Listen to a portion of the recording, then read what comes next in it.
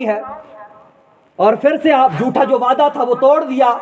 کہا موسیٰ علیہ السلام کو پھر تکلیف دینے لگے, پھر پریشان کرنے لگے, پھر ظلم اور ستم کے پہاڑ توڑنے لگے. 1 مہینہ گزر گیا.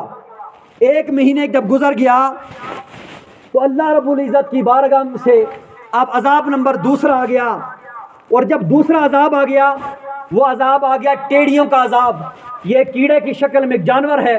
تو جب یہ ٹیڑیوں جیسا کچھ عذاب آیا اللہ رب العزت کی طرف سے جب اس فرعونی لشکر پر اور اس کی قوم پر, تو یہ آیا اس نے سارے کا سارا فصل کھا دیا.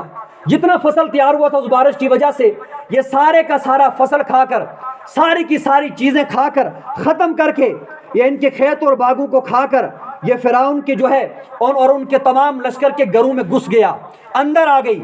اور فرعون اور اس کے لشکر کے لیے سانس بھی لینا مشکل ہو گیا.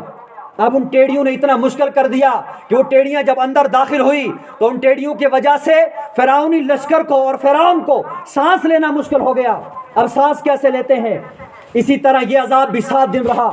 جب 7واں دن آ گیا تو یہ عذاب برداشت نہ ہوا تو فرعون کے لشکر ڈر گیا کہ اب ہمیں ہلاکت کا ذریعہ, ہمیں ہلاکت کا وقت آ چکا, اب ہم برباد ہونے پر قریب آ چکے ہیں.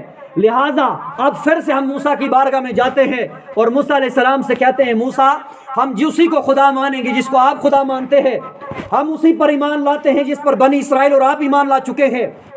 جب موسیٰ علیہ السلام کی بارگاہ میں یہ فرعونی لشکر اور یہ قبطی لوگ وہاں پر پہنچے تو موسیٰ علیہ السلام سے کہنے لگے آپ ہمیں اس عذاب سے بچاؤ, اور ہم اس عذاب سے اگر آپ ہمیں بچاؤ گے تو ہم آپ پر اور اللہ رب العزت کی ذات پر ایمان لائیں گے, ہم اس کو وحدہ لا شریک مانیں گے. تو اللہ رب العزت کی بارگاہ میں حضرت موسیٰ علیہ السلام نے پھر ہاتھ اٹھایا اور کہا پروردگار عالم ایک موقع ان کو اور دیا جائے. اور جب یہ دوسرا موقع تھا کہا یہ موقع ان کو ایک اور دیا جائے. تو اللہ رب العزت کی بارگاہ میں موسیٰ علیہ السلام کی یہ دعا قبول ہو جاتی ہے, ان کو موقع مل جاتا ہے. 1 مہینہ اور گزرتا ہے اور اس مہینے کے اندر جتنے بھی یہ لوگ تھے جب طوفان چلا گیا, ٹل گیا, یہ ٹیڑیوں کا عذاب ختم ہوا, انہوں نے اللہ کی بارگاہ موسیٰ علیہ السلام سے کہا موسیٰ جس کو آپ خدا مانتے ہیں وہ جھوٹا ہے ثم معاذ اللہ, اور ہم آپ کی نبوت کا انکار کرتے ہیں کہ آپ اللہ کے پیغمبر نہیں ہیں, آپ ایک جادوگر ہیں, یا اس طرح کی بات جب حضرت موسیٰ علیہ السلام کے ساتھ کہی گئی.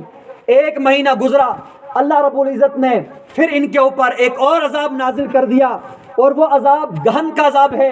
مفسرین کلام فرماتے ہیں یہ وہ عذاب تھا